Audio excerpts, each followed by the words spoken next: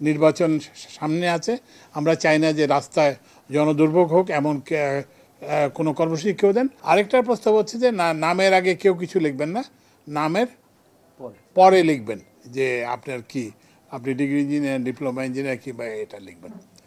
আর হচ্ছে যে আরেকটা হচ্ছে যে তৃতীয় প্রস্তাব হচ্ছে যে কিছুই লিখবেন না, মানে কোনো কিছু লিখবেন না।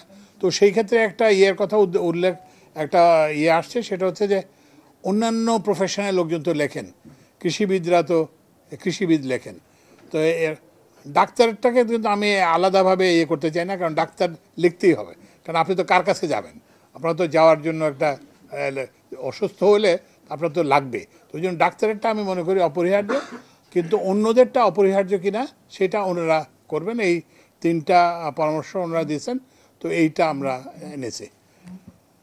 তো আমাদের মোটামুটি খুবই ভালো আলোচনা হয়েছে এবং আমরা ওনারা প্রতিশ্রুতি দিয়ে গেছেন যে আজকে থেকে আর কোনো আন্দোলন হবে না। ওনাদের কমিটির রিপোর্ট দেবে, ওই কমিটির রিপোর্ট দিলে আমরা কমিটির রিপোর্ট পর্যালোচনা করে আমরা আমাদের সুপারিশ প্রণয়ন করে সরকারকে দেবো। হ্যাঁ, আচ্ছা, আরেকটা যে আরও কয়েকটা জিনিস, যেটা আরেকটা আরও দুটো জিনিস আমরা আলোচনা করছি।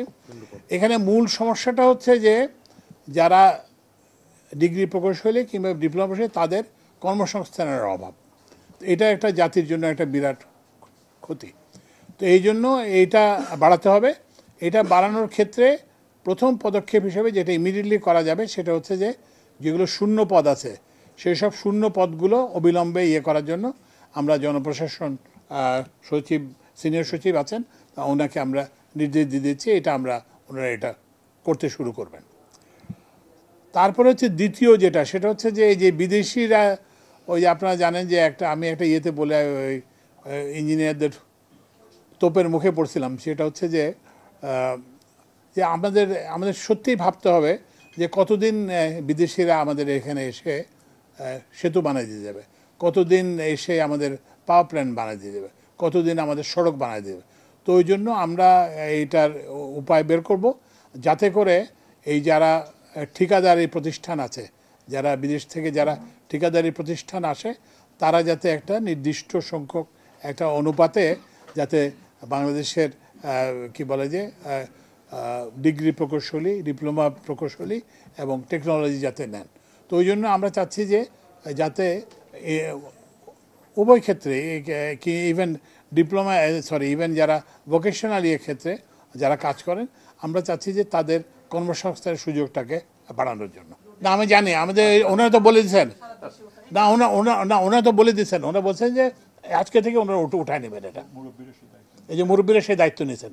এখানে তো সবাই ছিলেন, আমাদের প্রায় এখানে কত 40-50 জন, 40-50 জন, 60 জন বিশ্ববিদ্যালয়ের শিক্ষক, পলিটেকনিক শিক্ষক, তারপর বিভিন্ন সংস্থা প্রধান, ওনাদের প্রতিনিধি, institute of development institute of engineer বাংলাদেশের সভাপতি, তারপরে ইনস্টিটিউট অফ ডিপ্লোমা ইঞ্জিনিয়ার বাংলাদেশের প্রতিনিধি, সবাই মিলে ওনারা আমাদেরকে প্রতিশ্রুতি দিচ্ছেন যে এই রাস্তায় এটা আর থাকবে না, এটা ওনাদেরকে এখনই প্রত্যাহার করতে পারবে।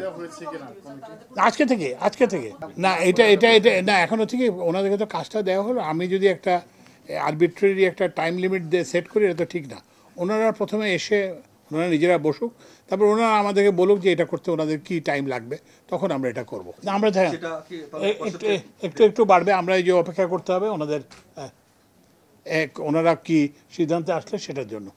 তো কিন্তু আমরা মনে করি যে আলোচনার মাধ্যমে সব সমস্যার সমাধান, সচিবালয়ে আপনারা জানেন আন্দোলন হয়েছিল, সেটা আলোচনার মাধ্যমে সমাধান হয়েছে এবং সরকার অ্যাড্রেস করছে।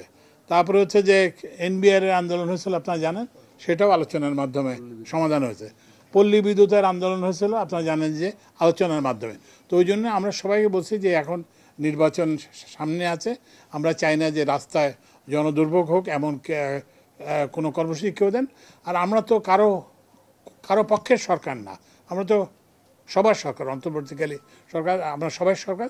তো আমরা নিরপেক্ষভাবে যেটা কি বলে ন্যায্য যেটা করা উচিত সেটা আমরা করব না। ওই কমিটির রিপোর্ট হলেই আমরা বলবো, ওই যে কমিটি হলো সেই কমিটির রিপোর্ট হলে আমরা বলবো। কমিটির হেড কে স্যার? না, হেড না, এখানে হেড নিতে গেলে আবার একটা সমস্যা হবে, মাথা কাটাকাটি শুরু হবে। তো ওই জন্য না না, সভাপতি না, আমরা এটা তো ওই যে কনসেনসাস, একটা কনসেনসাস ভিত্তিতে, কারণ এটা ওনারা নিজেরাই। আচ্ছা, আর এখন আমরা এরপরে এখন আমরা সংস্থা প্রধানদের সঙ্গে বলবো, যারা এই ডিগ্রি ইঞ্জিনিয়ার এবং ডিপ্লোমা ইঞ্জিনিয়ার যাদেরকে রিক্রুটমেন্ট করেন, ওনারা এসে গেছেন, তো আমরা ওনাদের সঙ্গে আলাপ করবো। ঠিক আছে।